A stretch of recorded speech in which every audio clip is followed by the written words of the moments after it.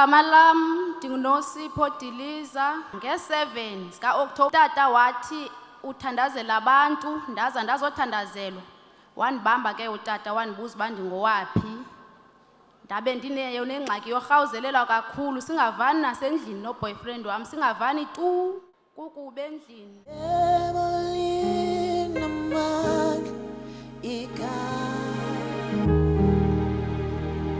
From? Ekrabo. Ekrapo. Come. Yekeleni. Live. Out. Phuma. Name of Jesus. Egameni lika Yesu.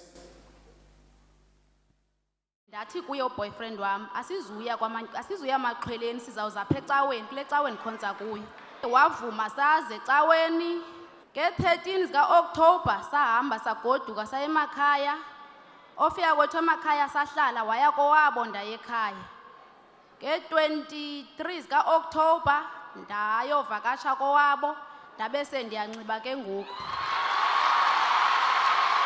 Ngoku ndisukile kuNosipho wakwaDiliza, ndinguSimanye Qhuma.